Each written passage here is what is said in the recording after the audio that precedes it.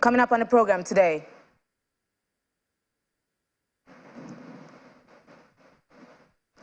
Zimbabwe's monthly inflation rate drops to 0.7%.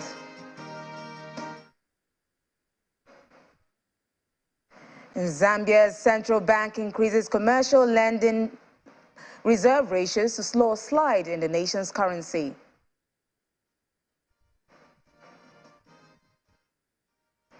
Ghana orders big companies to pay back taxes. Hello and welcome to Business Incorporated. I'm Will Ibang. As always, let's check in on the markets. We're starting with Africa.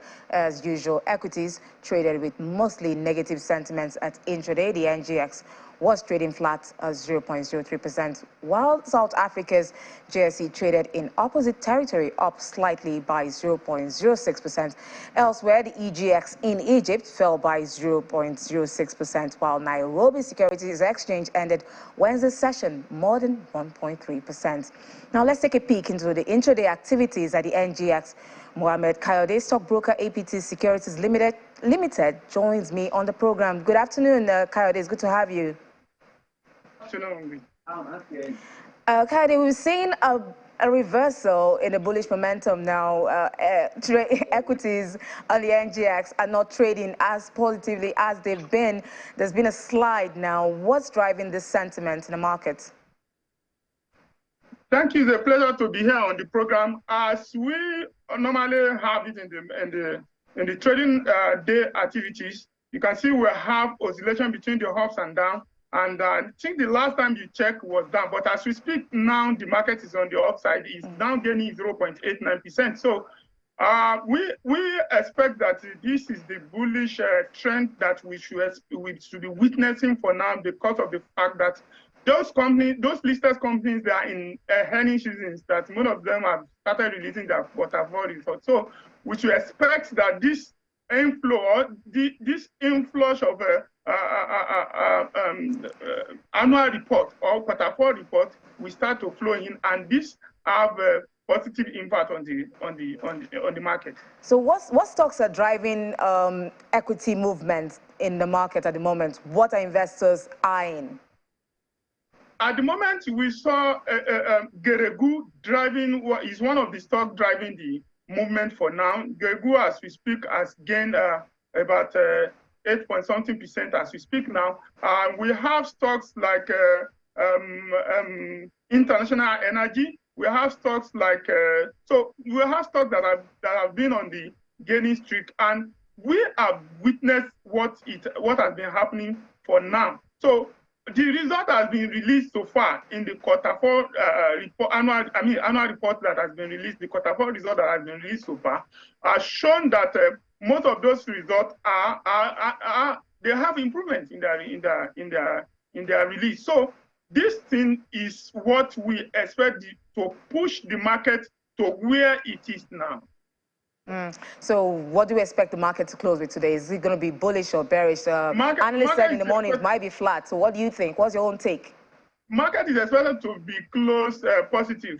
I have told you that we are in a bullish run. We should expect this thing to last for now. So we are expecting that the market should close positive for today.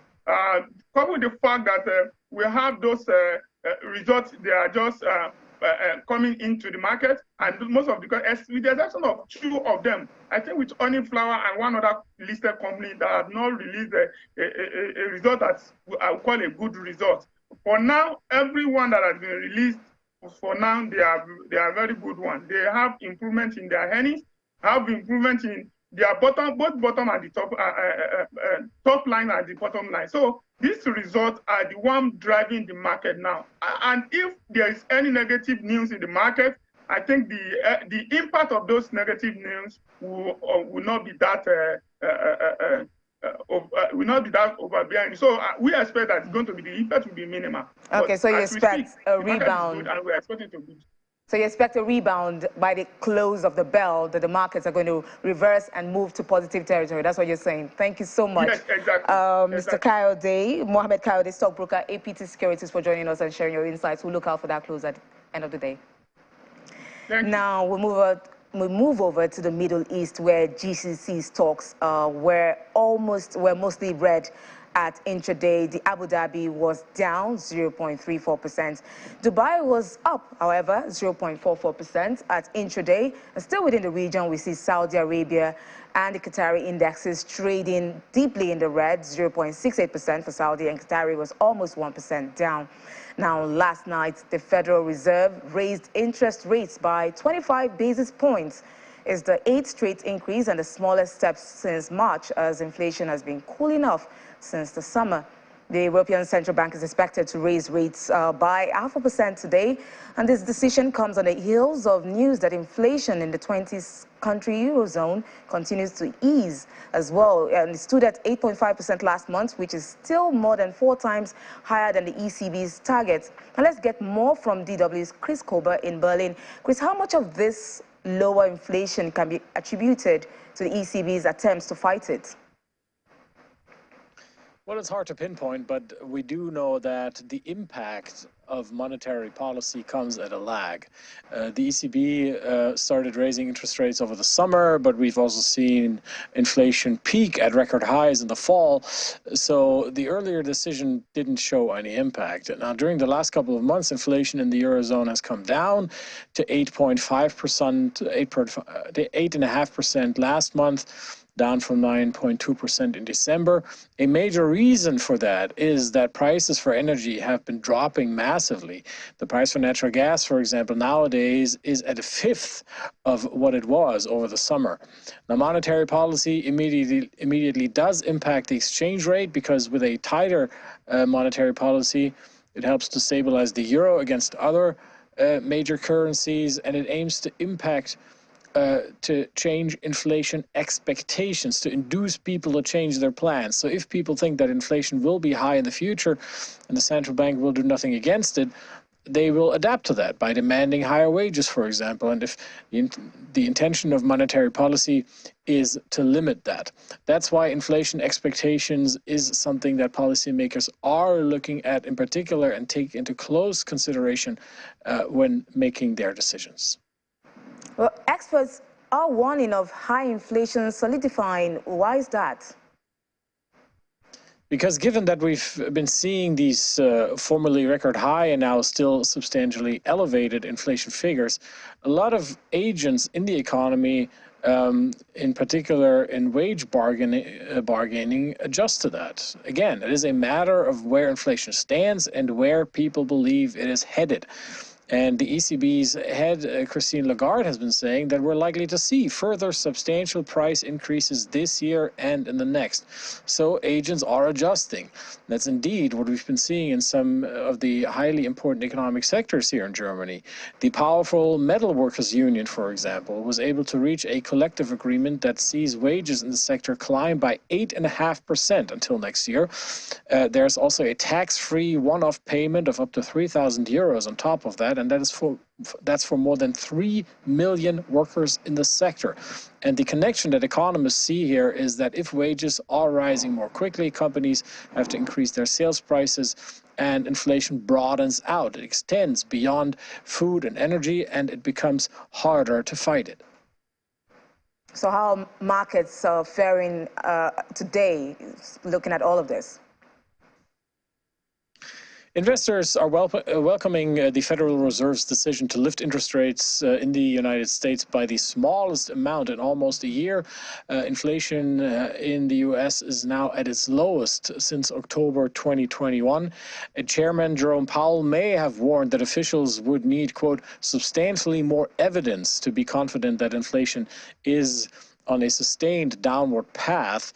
But word on the floor is that it was an overall more dovish message delivered by the Fed chief, in which he didn't really push back on the market expectation that the Fed won't raise its key lending rate beyond 5%. And the DAX is taking its cue from U.S. markets, which all posted gains yesterday.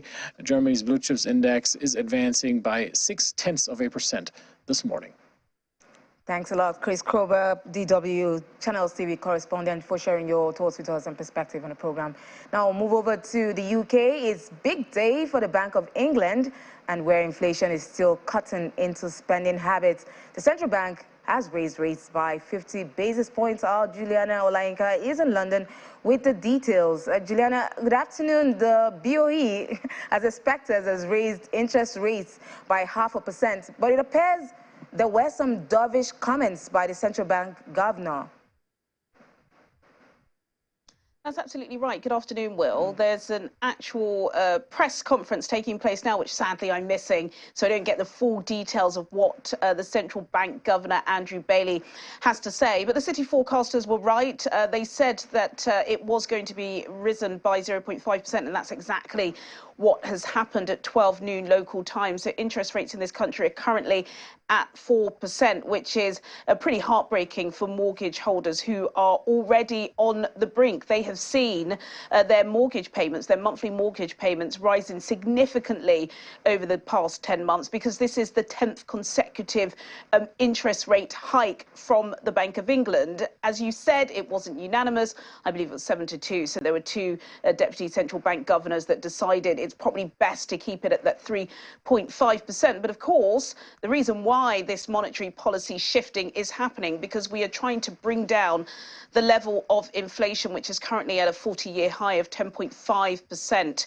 in this country, way above, 5 times higher than the 2% benchmark, but it does appear as if there is a slight change of tone in some of the commentary that I quickly read through before I jumped into the studio that I know Andrew Bailey will be outlining now. And that is that things may not be as bad as had previously predicted. I believe a couple of months ago, after one of the MPC gatherings at Threadneedle Street, Andrew Bailey did say that he is expecting in 2023 for us to go through a long period of recession, pretty much doubling down on what we heard from the IMF earlier this week. However, he doesn't think it is that bad, and he does believe that perhaps inflation may have peaked. We're at 10.5%. We were in December.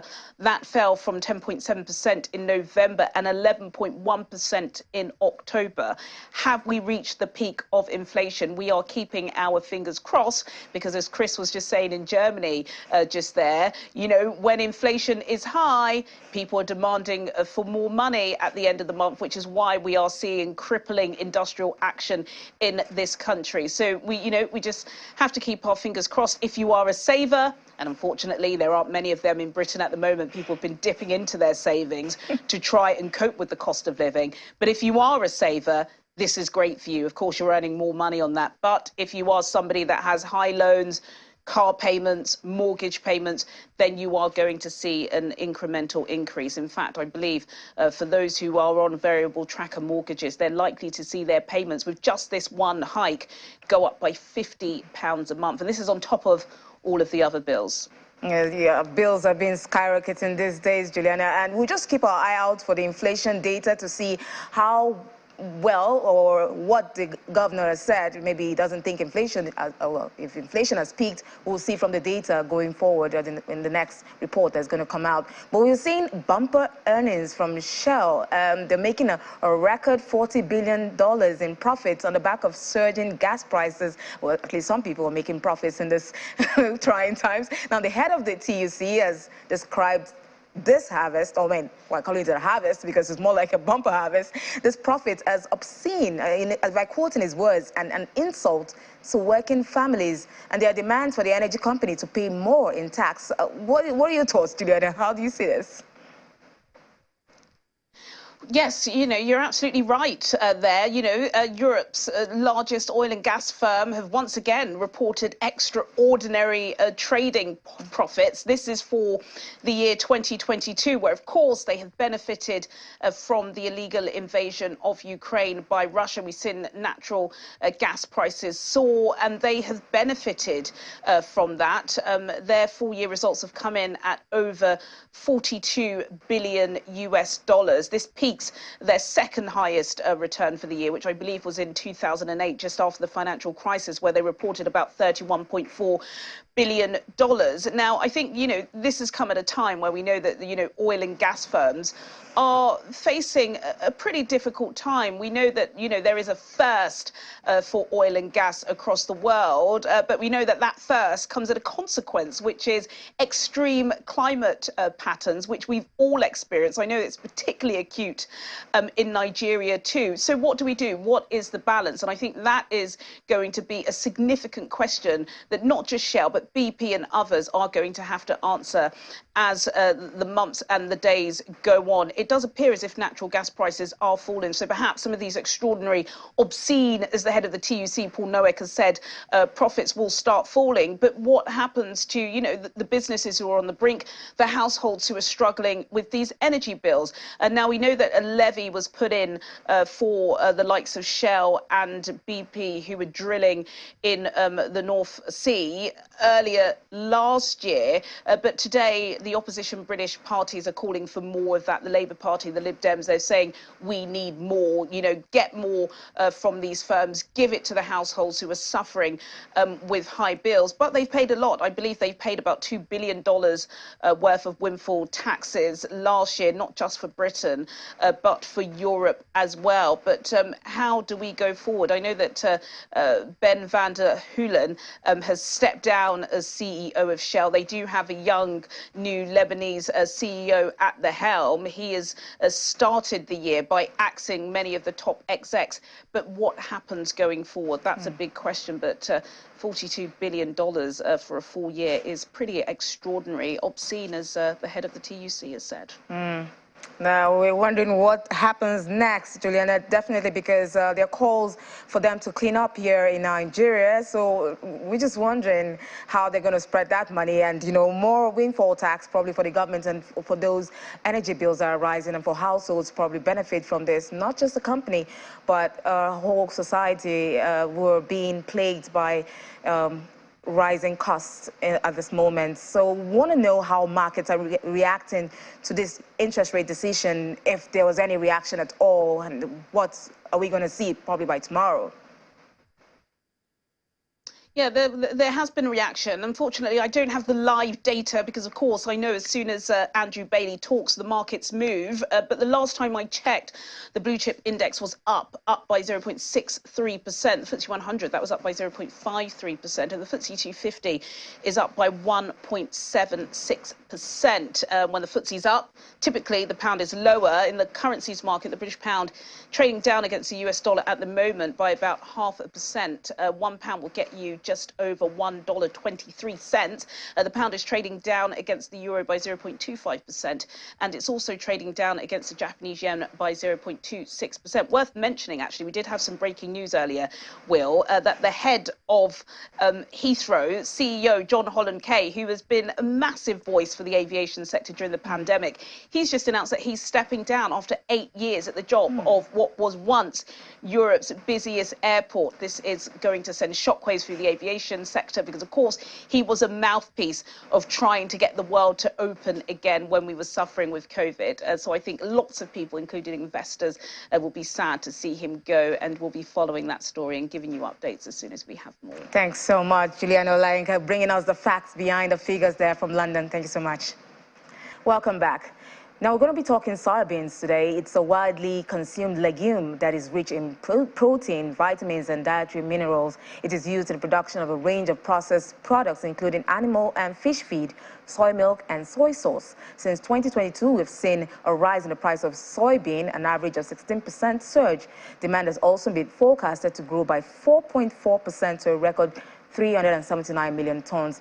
Now, for more facts behind that, Daniela Omubo-Dede, research analyst, financial derivatives company, joins me. Daniela, it's good to have you on the program. What is responsible for this surge, and how will this affect Nigerian companies like Nestle and surge the price of cereals like Golden Mon, which is popularly known here?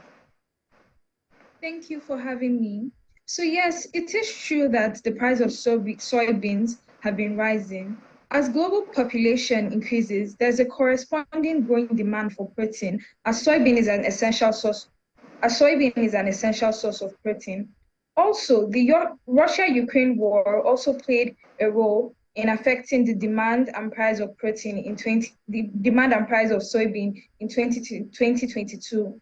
Russia and Ukraine are not key players in the soybean market. However, they had an indirect impact in the sense that the two countries are the top exporters of sunflower oil. But then with Russia's invasion of Ukraine, there was a drop in the sunflower oil product, which led to a shift in demand towards soybean oil. So that increased demand and also increased the price of the product. There has also been the industrial use of soybean in producing biofuel and renewable diesel, especially as there's a growing interest in low carbon fuel.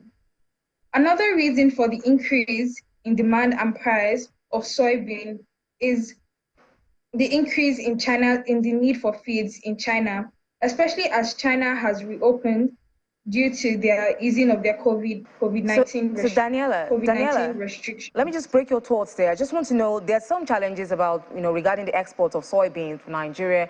What can be done to boost the export of these products, of this commodity?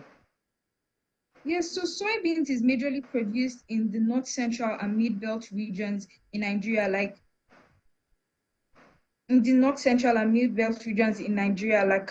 Katsina, and Benue. And these are places that are predominantly challenged with insecurity, terrorism attacks, communal clashes, conflicts between herdsmen and farmers. However, if with increased government attention and intervention in soybean farming in Nigeria, we would be able to increase our output of soybeans in the sense that we will be able to meet our domestic demand for the product and also be able to export more of it. That way we would increase our GDP and also our export earnings. Okay, so thank you so much, Daniela. We do hope that there's some traction in that and maybe some progress for soybeans and other commodities in Nigeria. Daniela Mubodede, a research analyst, financial derivatives. Thank you for joining us on the program. We hope to see more of you. And now in Zimbabwe, monthly inflation has declined to 0.7% in January 2023, shedding 0.6 points. This slowdown comes at the back of economic reforms aimed at easing inflationary pressures, according to the Zimbabwe National Statistics Agency, ZimStat. Some of the measures employed by the Zimbabwean authorities include the clearance of backlogs on the foreign exchange auction, introduction of gold coins, mopping of excess cash, and liquidity in the markets, among others. Now, Zambia's central bank has increased commercial lenders' reserves ratio to slow a slide in the nation's currency battered by debt restructuring talks that have dragged for 2 years. The Bank of Zambia increased the reserve ratio on domestic and foreign currency deposits to 11.5% from 9%. According to the central bank, the increased reserve ratio requirements effective February the 13th aims to slow a slide in the nation's currency battered by debt restructuring. This measure is also aimed at addressing the increased volatility in the exchange rate, which intensified in December 2022 and has persisted in 2023. Now, Ghana is asking some of the companies in the country to pay millions of dollars in back taxes as a cash-strapped government scrambles to raise money and finalize a bailout from the International Monetary Fund. Companies such as Goldfields Limited and Cosmos Energy Limited have been told they owe back taxes, as well as Africa's largest wireless carrier, MTN Group Limited. All of the companies have disputed the government's claims. Ghana has been forced to allocate some of its revenue to service an estimated 576 billion cedis. That's about $48 billion of public debt. And that's it on Business Incorporated. Thanks for watching. I'm Will Ibang. See you tomorrow.